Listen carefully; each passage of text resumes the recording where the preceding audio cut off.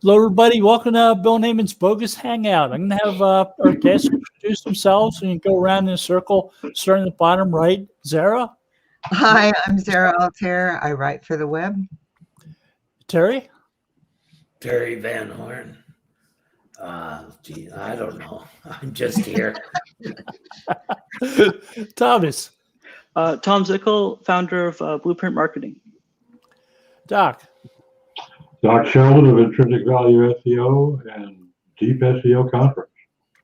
Steve? Steve Grenzer with Steam Driven Media and back under full construction mode around here. And Bill Slosky of SEO by the Sea, and I'm the director of SEO research for Go Fish Digital. So we've had a paper handed around. We're talking some of the things going on in there. One of the topics is people at search engines are recommending G10s for product feeds. Mm-hmm. How many of you are familiar with G10s?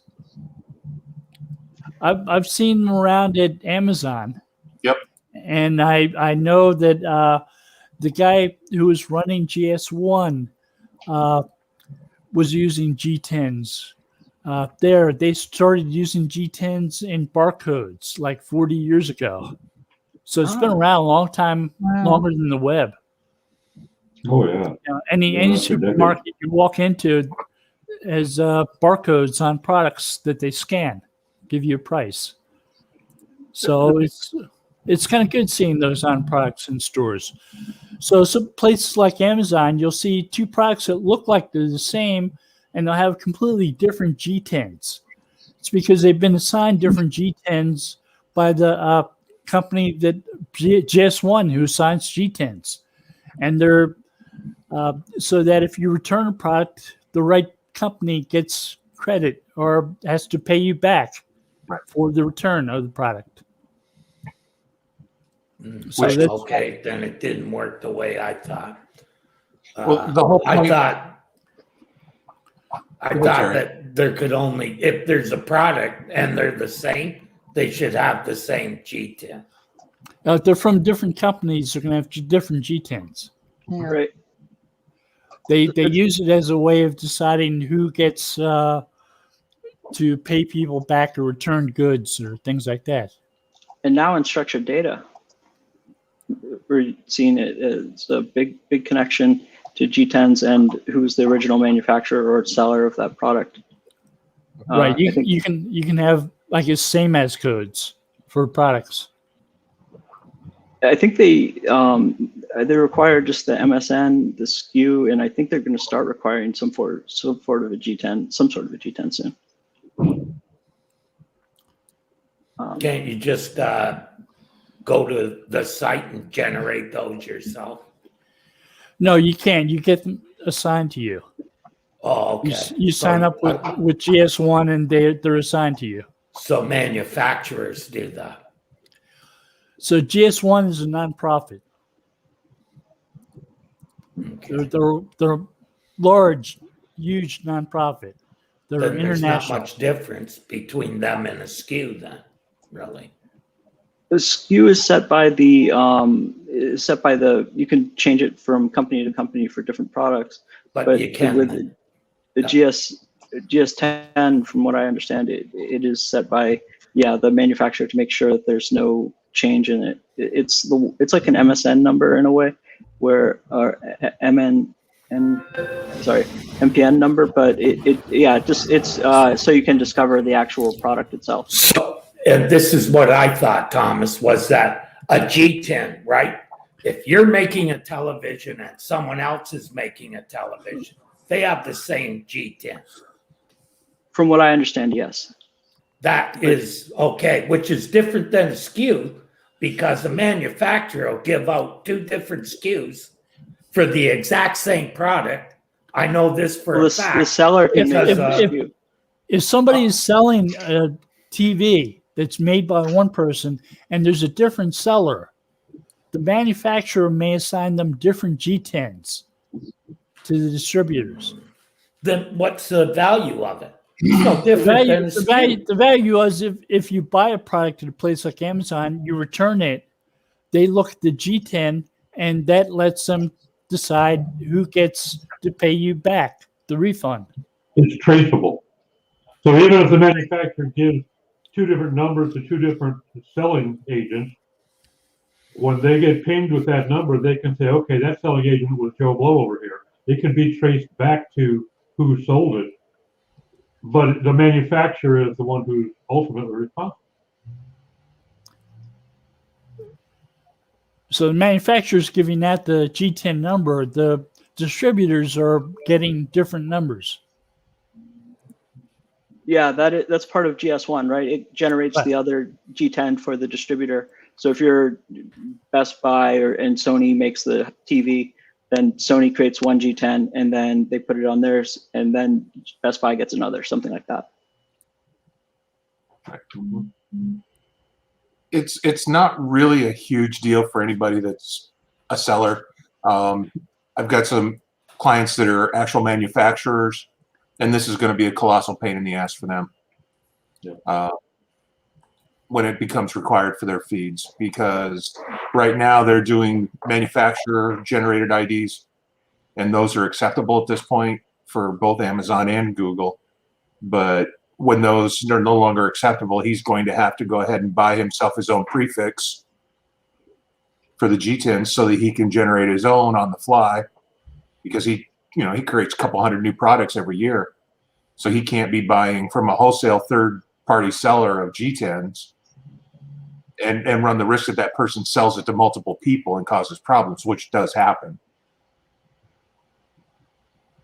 I have a client as well that's a manufacturer and a seller, and they basically went to G1 and created their G10s there, then had them, create, but they're just for themselves. They have created other ones for other manufacturers that do sell their product.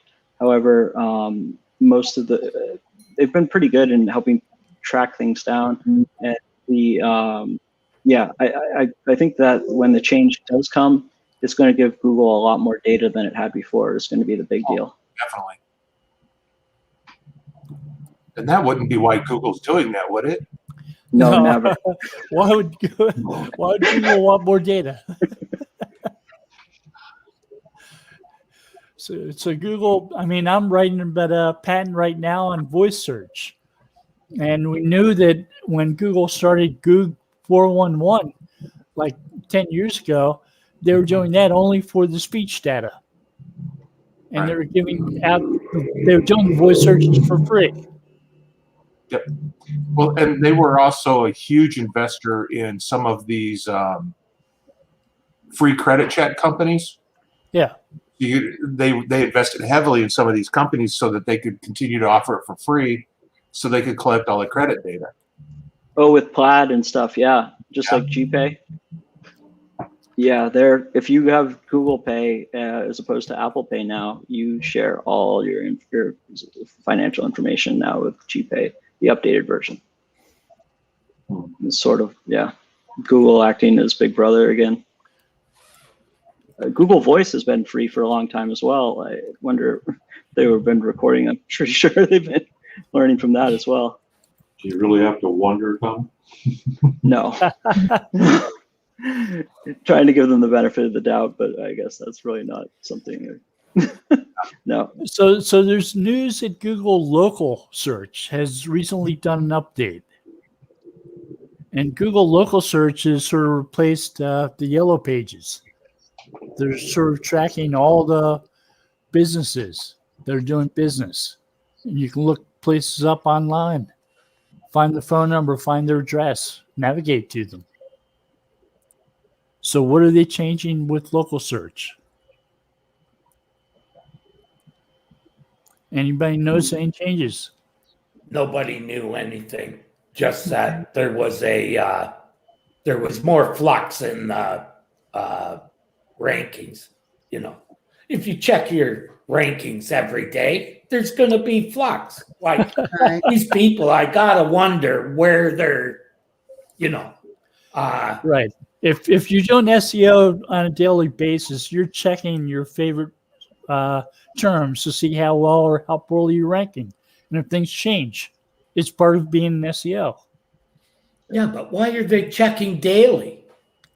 That's what I don't get. Who has the time to watch that stuff daily? Like The people who go to work daily, they might sit down at their desk, check one of their terms, check another term, and maybe after lunch check a couple other terms. And there are You can even tools have that'll do that alerts for them. if and send certain them an things email. have dropped more than a certain amount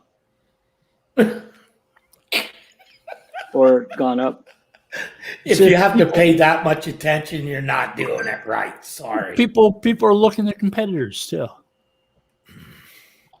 There's a lot of services available where you can just sign up and pay a very modest fee, and a tool will monitor and send you an email if it changes by more than a certain margin, so. Yep.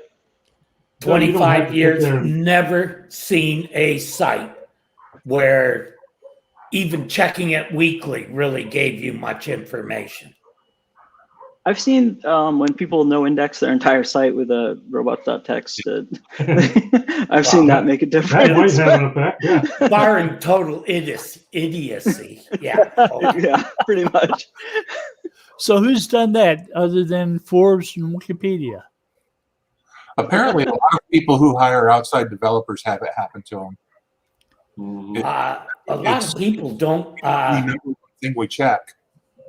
or when you start with WordPress, you start with it turned off, search turned off, so that they can index partially done pages, and you forget to turn it on when you go live. Yeah, migrations. But Checklist for the win. I actually watched a client site have, I think it was a Yoast error, have a bunch of no follow, no index on random pages. It was very peculiar the other day. No one had touched it. There were all sorts of tools watching it. Just all of a sudden pop. And we looked at the logs, server logs, everything. It had to be a glitch. And people have had their canonicals filled with pages from different domains, from the staging domain, which are non-visitable. You can't visit them. Yeah, if you don't do a search and replace. Yeah. People are usually logged out of those. So if they don't migrate well and don't change over the canonicals, they're going to have problems. I don't know. I think I admitted to heresy in one of the Facebook groups when I told somebody asked, and I said, I haven't installed an SEO plugin in WordPress for the last 2 sites we built. And I've been going around pulling them back out. I'm about to start doing that. I haven't noticed any effect at all on the rankings. And I feel more comfortable hand coding or building in a couple little pieces that we actually use and need, and just letting the rest fly because it's sped up the website so much by getting rid of them. Yeah, they write poor code for one thing. And secondly, I used all-in-one for a long time, but suddenly it's deciding to add to, if you don't happen to have a robots text because the site's being built, there's still, they put one there anyhow. They're making decisions for you where before you had to opt in, now they're doing site maps, all kinds of baloney. And they're not doing the site maps very well 9 times out of 10. Yes, that too.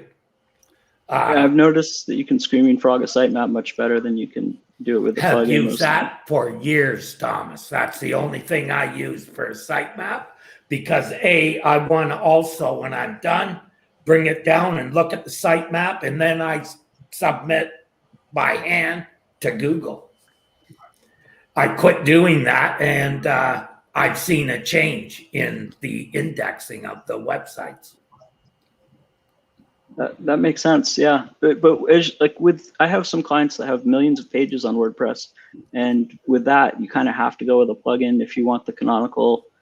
I mean, Google's very good at setting its own canonicals now, I've noticed. But if you want the sitemap generated without having to, have them Screaming Frog or whatever tool you want to use to generate a sitemap and then post it all the time. Every time if someone's creating 5 pages of new content every day, it could get to be a little bit.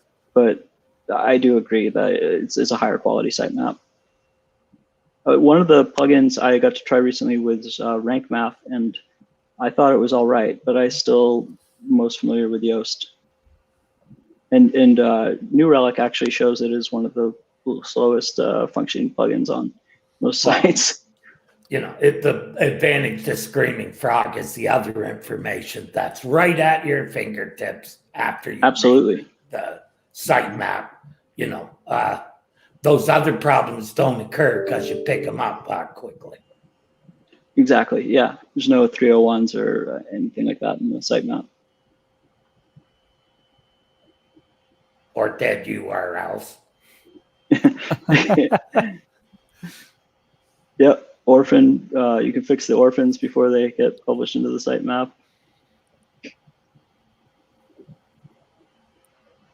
I think that one of the sitemap, when we have giant sitemap indexes, making sure that the last updated or last modified date is updated is really important to getting it into Google these days. It doesn't seem to fare well. Google ignores last modified. Yeah, Google doesn't even care about that. Are you sure about that? On the sitemap? They've already crawled the page once. They don't need to keep on crawling it. Yeah. Yeah. They might use it in indexing, if you get the same hash code between 2 pages, one that's just been updated and one that hasn't. If same hash code, you don't need to make changes. Changing hash code, yeah, you need to make some type of change. How long does it take to check a hash code? No time. Yeah. No. The hash code in Screaming Frog is actually a checksum. It's not like an E tag, which is a little bit different. It's a hash code, but it's. I'm talking about what Googlebot's doing, and Googlebot's got information about your web pages already. So it comes to visit your site and checks to see if there have been changes, and if there have been, it can adjust incremental changes under caffeine. Yeah, the content differential instead of the last update differential. Rather, if you've added 5 paragraphs of text or removed it from a page, it will then re-index the page instead of just having the last update in the sitemap. It doesn't necessarily have to re-index the whole page. It just needs to index the new information. New content. Just adds in the new information because it keeps the 5 paragraphs that you removed too. Yeah. Doesn't count in the ranking, but they know that it was on the page at one point. Yes. They have long memories. They don't forget things. Very long. Very long. Yeah. No, I actually heard of a person that thought it was a good idea to take content that was removed from old sites and make that as the whole stolen content. I was like, it'll never rank. And lo and behold, they called me and asked me why it was never ranking. And I was just like, you stole the content. And Google's already indexed it. It's duplicate content to Google. Exactly. It doesn't need yours. And there's no penalty for that. They just ignore it. They just don't rank. Yeah. And now with phrasing, you can't even take it and mix it up with other pieces of content because they'll rank just those phrases. Yeah.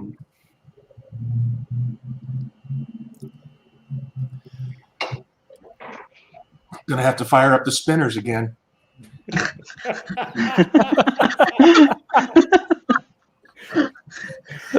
Have to buy a fresh supply of peanuts.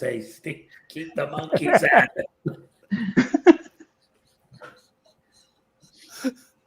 One thing I did notice in the Google Docs that did, I think, change somewhat recently is it's always been a good idea to put your sitemap in your robots.txt file, but now Google says that's where they'll find it. I remember that not being the case a while ago, but Well, every search engine checks your robots.txt file. Yep. So if you've got a sitemap statement in there, you're telling every search engine where it's at. Yep. Yeah. But I think what Thomas is getting at is the fact that Google recently said that that's where they will look to see if you have a sitemap, as opposed to before they never made that statement before. We just Just in the documentation itself. But they've always made statements that they always look at your sitemap. They catch it, so they don't look at it every time they visit new pages. But Yeah, they're you looking can- at it like once every 24 hours or once every 48 hours or so. Also, you can link to the sitemap from the robot tax. Yep. Sitemap : then the URL. Yeah.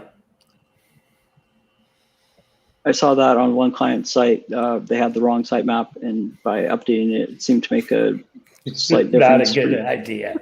Yeah. Don't see that much anymore, but in the old days, everybody had it in there.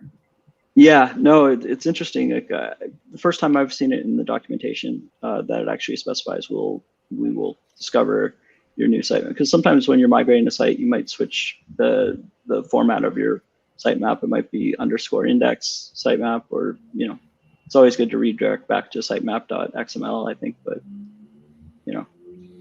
interestingly, one of my sites has never had an _index sitemap. It was always just sitemap XML.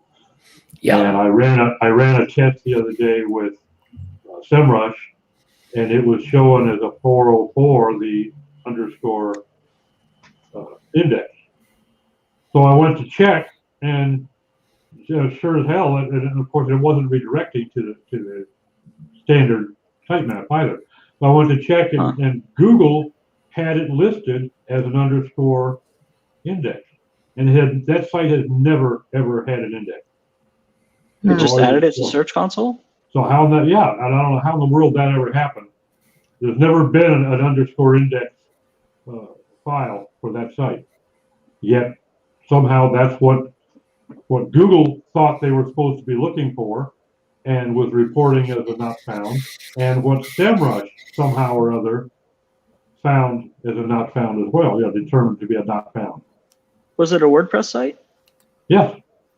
WordPress is what, 35% of the web now, and Yoast is 39. on most of them. It's probably just checked it anyway.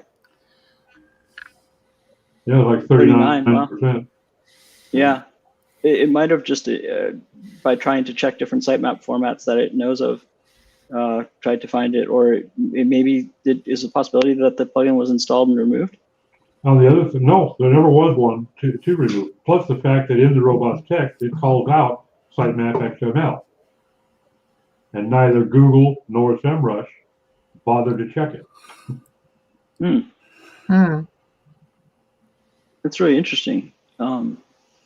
Yeah, I would redirect that sitemap _index XML back to the sitemap .index, or sitemap.xml. I think that would solve it.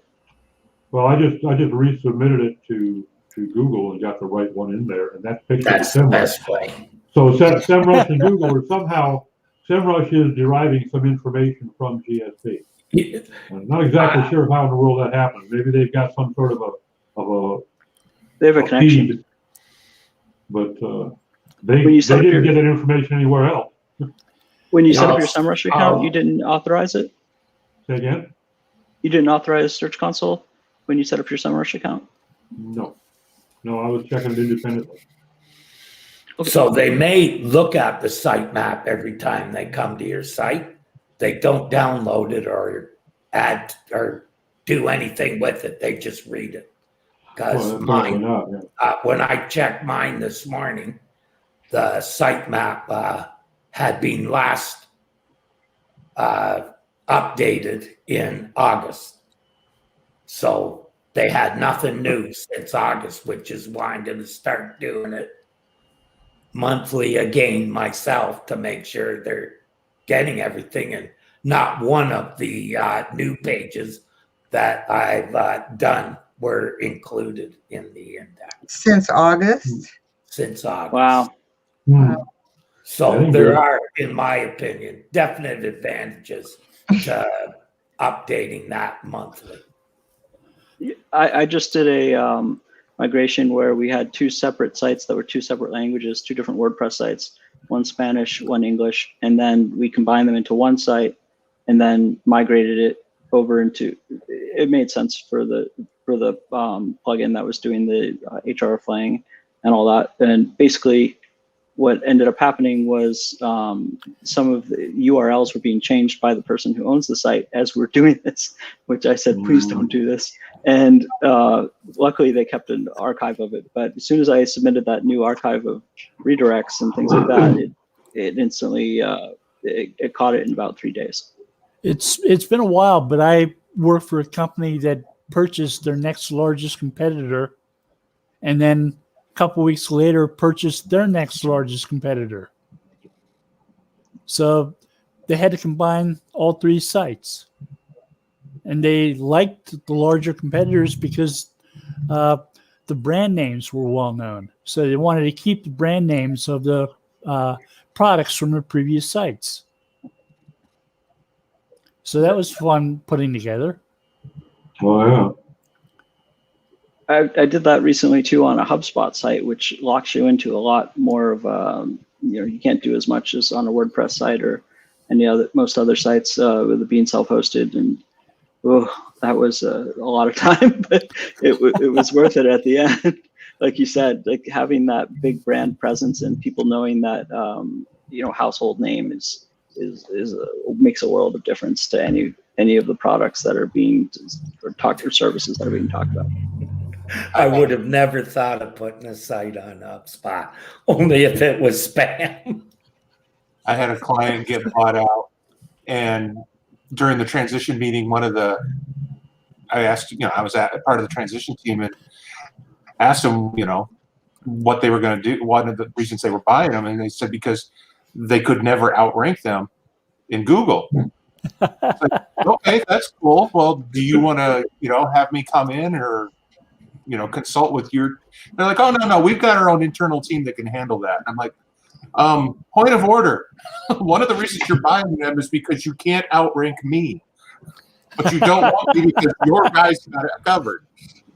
And like 6 months later, I'm watching them fall down the rankings. And it's like, oh, good luck with that. Have a nice time. You can outrank it now.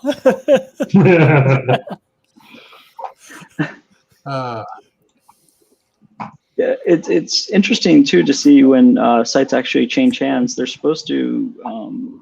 Google's now knows everything about the Whois information, being a domain registrar. They don't necessarily know from the Whois information that you've changed domains. They can tell by the way you change your website. Right, but if somebody were to purchase a site, like people used to try to buy a site that already ranked or something, or you'd migrate onto a site that has a different URL. Like he was talking about having somebody, they offered to purchase your site, right? So they could outrank you or use your site. I wonder what it would. So many times people don't change information that's in domains anyway, even though they're supposed to. It's very true. So Google has developed the habit of looking at a site as the changes are made to a site and determining whether or not it's the same people or not. Yeah, with author vectoring and all that stuff, you can put whatever you want in domain registration. I've seen it done.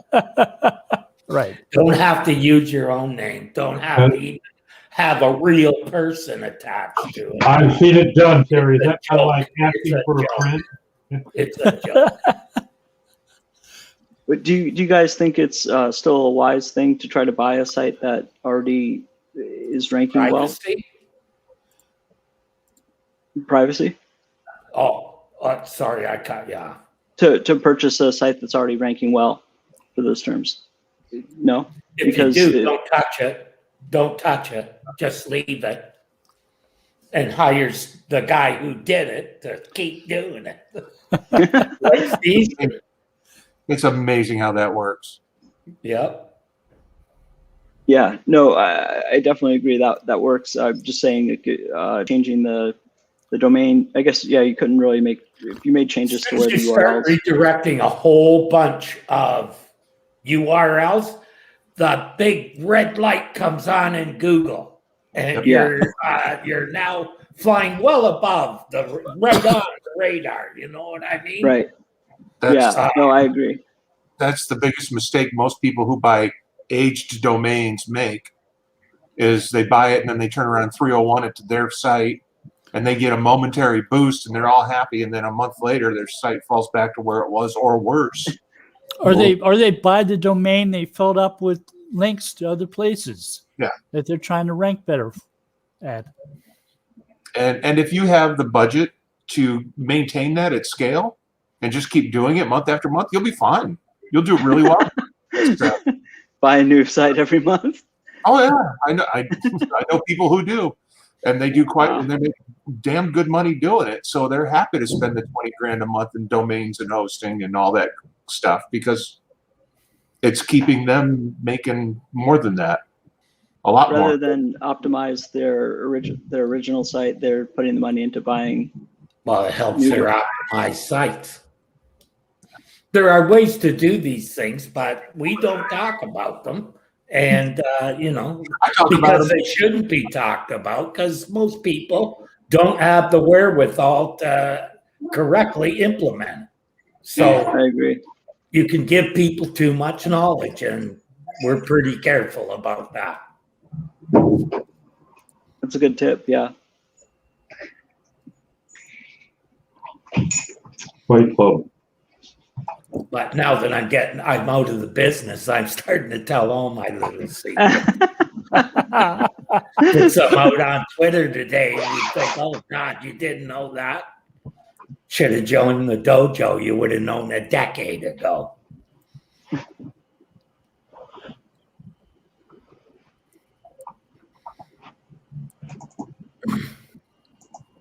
There was the February flux, right? That happened recently. There's always flux every month. I can tell you, if I went back in the posts that I write for these each news day, every week there's an update. Somewhere. Every week, I can almost like write it down before I even go to the place to see what's in there. I agree. You look at the charts and it's just like Because people think the amount of flux that's going on now is not normal. It's fucking normal, people. Oh, I agree. Flux is normal. Absolutely. I think Especially, that especially when ratings get updated in batches. Yeah. Well, you got passages are being slowly implemented. And who knows? They say made for the core values, but who knows that they're not already starting to weed out some of the garbage. And chances are they update knowledge panels in batches too. Yeah. yeah, I've seen that. I think they definitely do update knowledge panels and batches.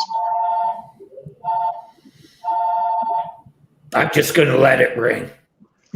Probably Google. With your car warranty, Terry. No. Oh.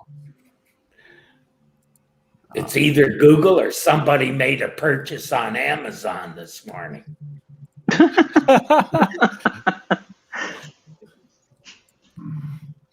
And chances are, if it's got the same zip code as you, it's probably a spammer pretending to be one of your neighbors. Well, I get the same robocalls all the time. Yeah, There's one please for Google. Please My- do not hang up. Someone is, someone is. You have not optimized your website to rank in Google. Yeah. Well, I never- there's one those. say they're calling for Google Local, and they say your listing needs to be updated. And I say, well, I have all kinds. Which one are we talking about? Nah, I ask them the key question, which is, you're not really from Google, are you? And They always dodge it. They try to. yeah, but They're like, well, we're with Google's affiliate, or it's some complete Nah. lie. And I just Yeah. put a speakerphone and set it next to my computer speakers and let them listen to music. They think I hear pick up the phone. Hello, hello, hello. And on a bad day, I put it on Pornhub so they get to listen to sex.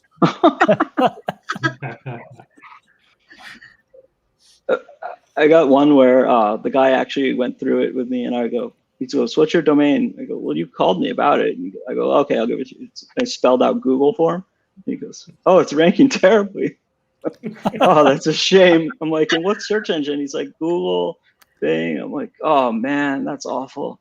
Like, let's get on this and fix it." And he's like, "Okay." So he didn't even, these guys aren't looking at anything. It's amazing. Yeah.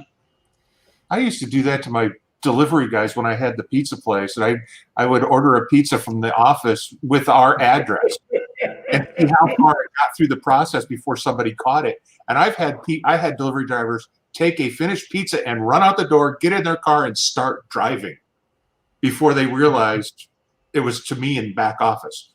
So, yeah, that's always, it's entertaining to watch people following a script.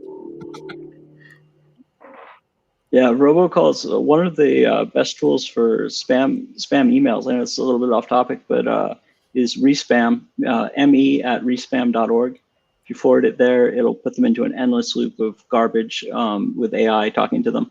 It's pretty interesting, and it would just waste their time so they can spam less people.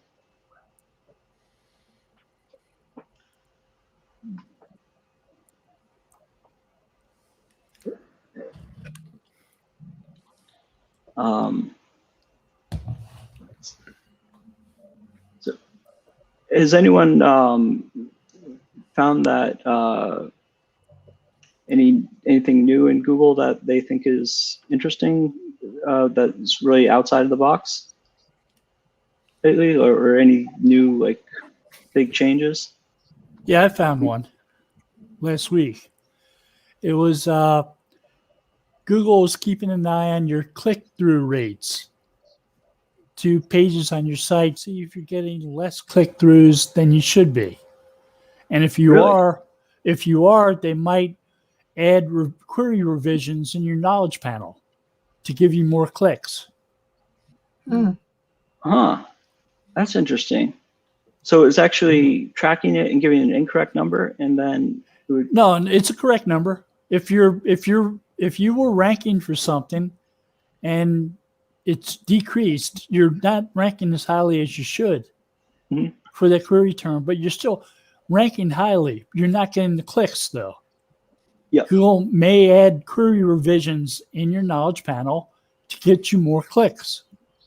that makes a lot of sense. Yeah. That's a good thing to know. So you still see high impressions when that happens? You see high rankings. You don't see high impressions. It's like when you look at Google Search Console to see how many clicks you're getting versus the search impressions you get, and you're getting high search impressions and low clicks. Yep. So you know it's time to rewrite your title or rewrite your meta description. Yep. Low hanging fruit. That's where everyone should start. And the point is, if you rank highly and nobody clicks on your site, why are you even bothering to rank highly? All right. Exactly. Yeah. No, that makes complete sense. That's a good tip. Yeah. Have you seen? Go ahead. Sorry. Have you seen what? Oh, Google was showing there were some issues with primarily gambling sites, and I know that they're not really my forte, but there's a big issue with canonicals. People were showing the canonical being replaced on their homepage in webmaster tools, basically. And imagine having your own domain, and as Google's picked another canonical, people were somehow hijacking the subdomains from these things. That's been going on for literally months. 4 years. Yeah. Not years, months on the canonicals. That if you look back, you'll see that about 3 months ago, there was a lot of it going on. That's when Google shut down the request indexing. Remember that? It was at that time that happened.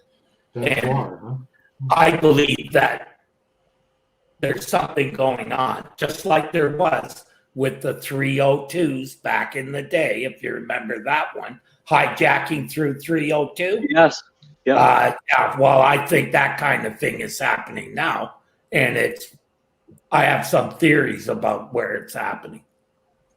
Yeah, people talking about their sites that have ranked for years, literally just disappearing off the search. Canonical change. Yep. And then these new sites that are brand new. And if you're an SEO and you're looking for something, a change that would cause something like that, a canonical, I don't know about most, but for me, that would be like one of the last things that I'd look at. Because I can honestly say I have never set a canonical in my life other than redirecting www and https. That's it. I use them for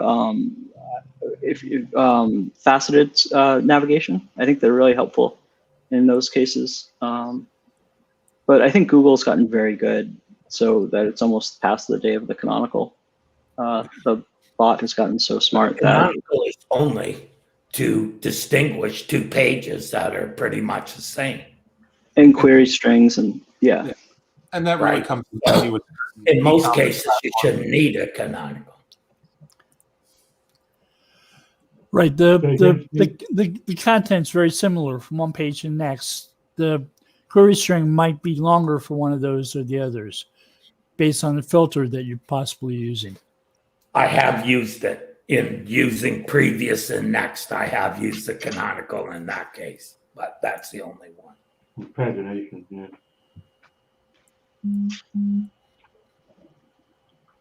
Pagination, yeah. Pagination disappearing and then now becoming not much of a signal anymore.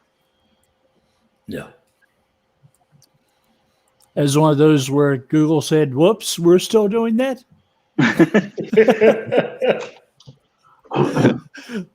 We stopped using those 5 years ago. So you know how many clients I've told to use pagination markup in 5 years? 0. No, it's been lots. Lots. Oh, yeah. In the last 5, yeah. If you're using AMP, canonical is a big deal because that's how you distinguish between the AMP site and your regular site. Is through canonical. I think canonicals are still a powerful enough signal, just like you were talking about before, how people are hijacking these sites. If it wasn't a powerful enough signal, they wouldn't be able to use a canonical to hijack an entire website. Right, but they're not hijacking the site. They're just removing it from the URL by confusing Google, right? Right. They aren't hijacking the traffic. They're stopping the traffic from going to that website. Well, if it's their canonical that they're placing in there, then it's going to their website. Or that Google said basically, if the canonical does not work, right, we just take it out of the index. So you're not really hijacking. They're not really hijacking. They're just removing the URL from the index. Right. If you had a page like /home after your homepage and your actual URL was just whatever example.com / and then you had that as a canonical / home, that would no index your homepage. But if you had the whatever like I stole your website.com as your homepage canonical, then it would go to that. It would credit that page with the canonicals. If they don't seem logical, I think they just toss them out because that way people could hijack the traffic. Yeah, that was the issue. I was talking about. That's what people were saying, and they were showing pictures of their search console with some other domain underneath it. Pretty interesting. But I don't think that other site gets the traffic. I think Google just says, "Hey, you have an issue here." Bullshit. Yeah, it's possible. It definitely will no index your site, right? If they didn't, that would be very problematic for them. If you could hijack a site by simply changing the canonical. Right. Yeah. I think that these hijacks are coming from sites that have been hacked. From what I've read, seems like the security practices aren't the best. I was seeing. You think it's more of a Google? The canonical changed and the traffic went away. Yeah, that's what I read too. But And right away, I started thinking about something that I've been discussing with Bill now for a few months, as far as how Google crawls. Look into protocol buffers and you'll understand. Oh, that makes sense. Yeah. Oh, that's interesting. Thank you for sharing that. Do you think regular sites are in danger of being hijacked like this, or do you think it's? If you don't use a canonical, it doesn't matter, right? There's nothing that says your page has to have a canonical in it, right? I never used them for years. Right, but if somebody does add a fake canonical, they're not. If Google adds a fake canonical, or like we're talking about, then that would no index. Oh, I don't think Google's doing it. I don't think it's on Google at all. I'm not sure, but if it was on Google, it wouldn't keep happening. Right. Something internally would say, we got to fix this, boys. They fix it. Right. It was the same, the 302 error. It actually took them years to fix that. Yeah, that was a nightmare. Yeah. I'm still hesitant to use the 302 to this day. I'd still rather use a 301. Because it's not a real redirect. It's basically maybe temporary. It's temporary. It's not permanent. So why would Google treat it otherwise? Right. Yeah. No, I could see for certain things like login pages using 302s and stuff like that, but I definitely could see it if you're shell shocked from dealing with that error so much, you stay away from them entirely and just 301 everything. I think one of the reasons they had to allow the 302 is IIS server doesn't use 301s, it uses 302s. And in their infinite wisdom, they think they're correct and we're all wrong. So I have a question for y'all. People are reporting that featured snippets are disappearing. What's caused featured snippets to become endangered? Endangered species. They targeted them. They decided they don't want that many. I think they're answering the question for them and they're not having to click. Or some people that aren't as in touch with search as we are confused by what it actually is, and the URL isn't prominent enough. Well, they're trying to answer the question. Yeah. Right. But if they see a featured snippet, they're not expecting people to be clicking other stuff on that page. And if people start clicking other stuff, they feel the featured snippet isn't doing the job that it was supposed to. Jeez. That makes sense too. Someone didn't like that answer very much. So they're tracking the other clicks on a page that have featured snippets on them. And if the pages continue to get lots of clicks, they're getting rid of the featured snippet? Is that your hypothesis? No, my hypothesis is actually the opposite, that they feel there should be no click when there's a featured snippet, that should answer the question. So if it's not answering the question and people are clicking other links below it, they're saying we don't need a featured snippet here. We need 10 good sites. So what are you supposed to click on when you ask how many legs does a chicken have and it says 5? Well, I'm saying that they probably haven't removed that one. The number is so low that it just seems to me like they've decided we don't need a featured snippet here, so we're removing them. You used to be able to rank 0 and 1. Now, first they came for the zeros. Well, but in 2004, you could create a definition, and that would be a 0 position. Yeah. Hmm. Then they put Wikipedia there. And recently, Wikipedia has been losing ranks. They've been losing. Yeah, that's surprising.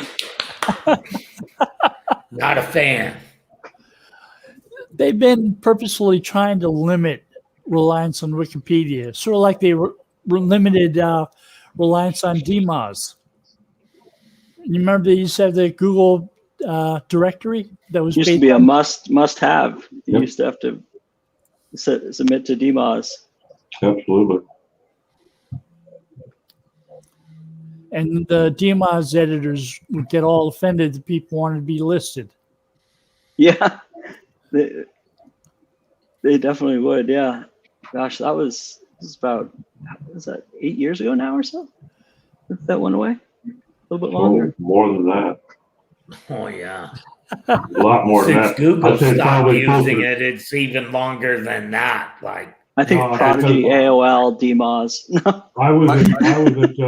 I was at Best of the Web 12 years ago, and all the editors from DMOZ migrated over to Best of the Web before I ever joined it. So it's at least 12 years ago. Yeah, wow. My favorite part about DMOZ was if you mentioned that you could pay an editor anywhere in any forum, within 12 hours, you would have a bunch of them descend on you and tell you you were wrong. And then demand you name the editor so they could verify it. And it's like, well, look, I'm not telling you who my editor is. Go away. yeah, really. Yeah, I'm a big rat. I'm gonna rat on Yeah, I'm every- going to wrap my editor out. You bet. Yeah. Besides, I won't be able to buy any more links, so why would I do that? Kill my magic goose.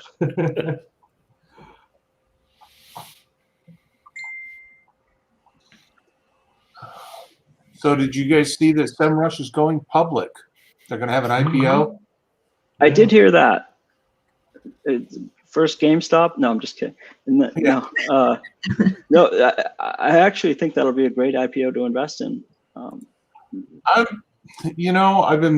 We personally here at the house, we have three kinds of investments. We have our retirement, then my wife's stuff that she does, and then I have what we call lottery money.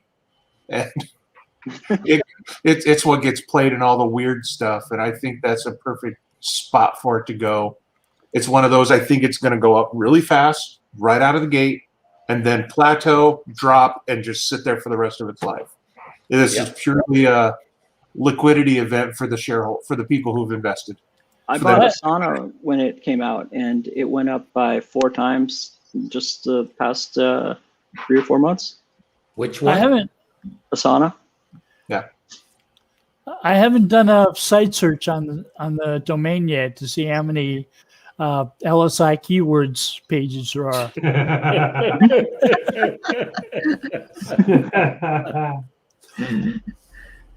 Did you say Cortana? So the big difference, though, is, Asana's got what? 1 million users, 2 million users? Probably, yeah. And how many does SEMrush have? I don't know. Find out. What are they saying? Oh, I guess they're not saying. I bet with their API, it goes a lot further. Yeah.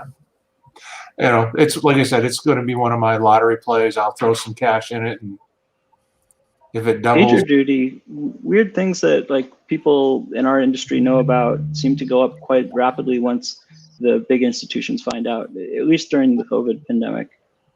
The big institutions never find out.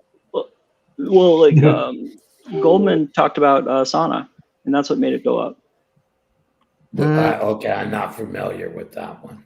I used to, back in the day, consult with financial people for big money. That was the only reason I did it, because the people were all stupid as fence posts. Well, I think it'll be interesting. Everybody was upset when they started looking at the S1 on SEMrush because they had like a 7 million net loss, and Oh, big wow. deal. That's not that big a deal for a relatively young company. No. I think that they may well. I think they have staff coming out the ass big time. Well, they put a lot of money into marketing over the last couple of years, a lot.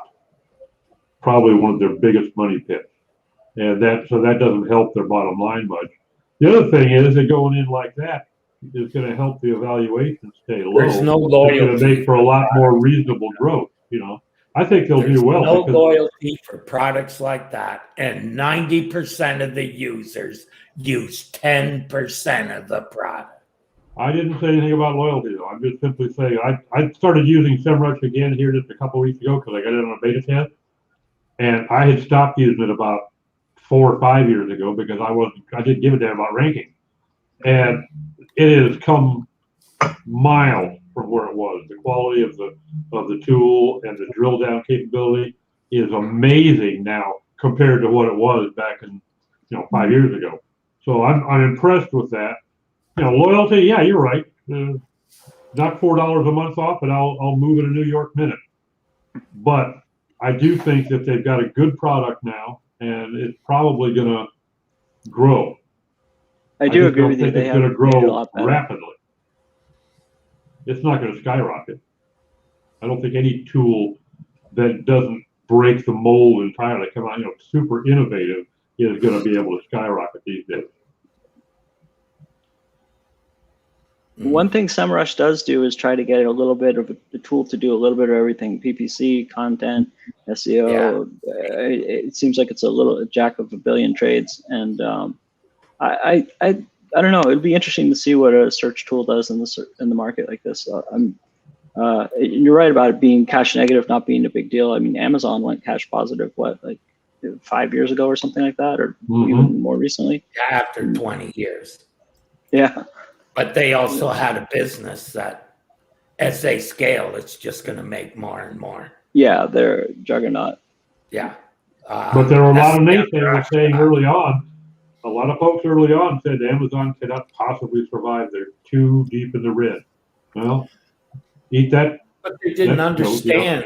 They didn't understand the company. That's why.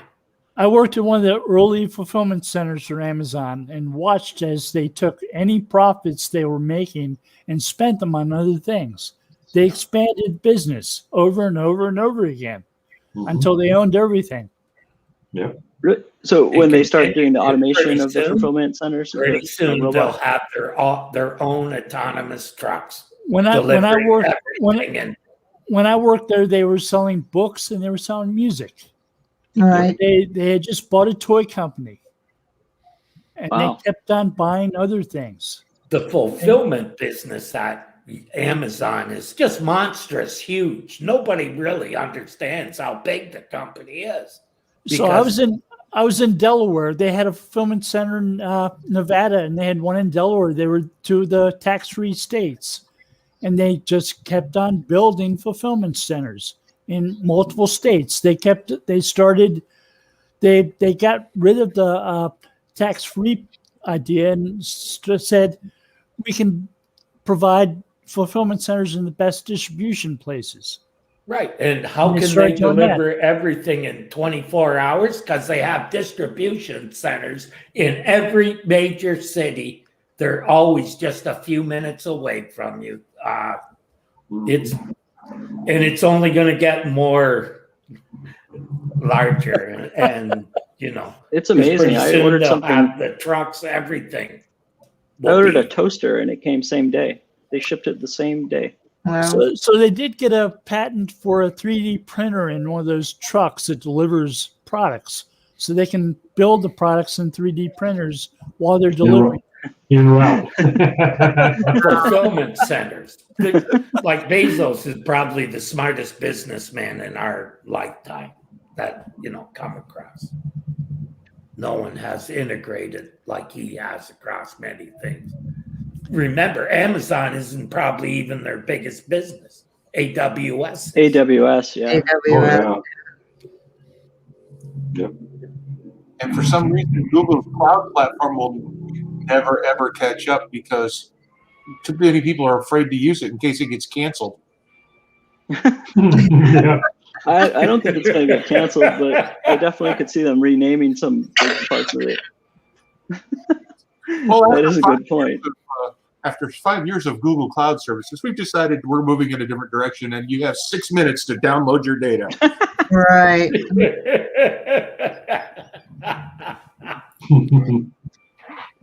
Google actually, I think, has done an amazing job by undercutting Amazon on, Shopify and things like that are powered by Google. A lot of the bigger CMSs that are self-powered have moved from AWS over to Google. Azure.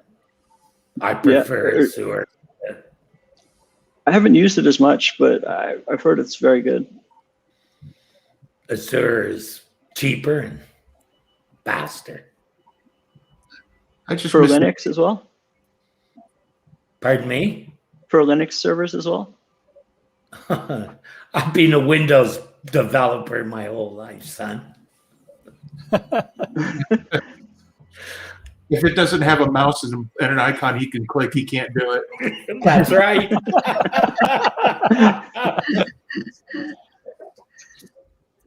Windows actually makes some good servers. They make some very good servers. So.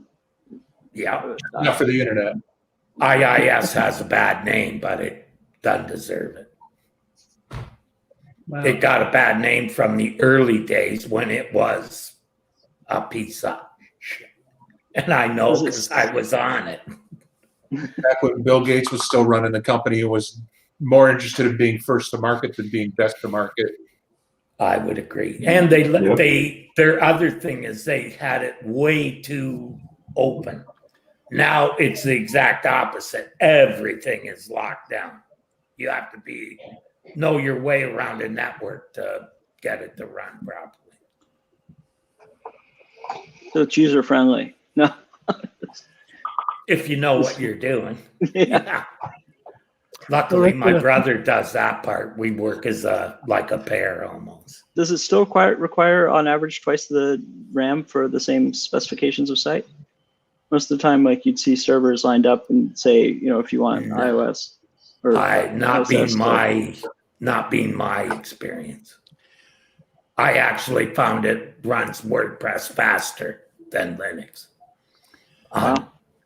Not knowing the hardware that the Linux stuff was running on, but That's 386.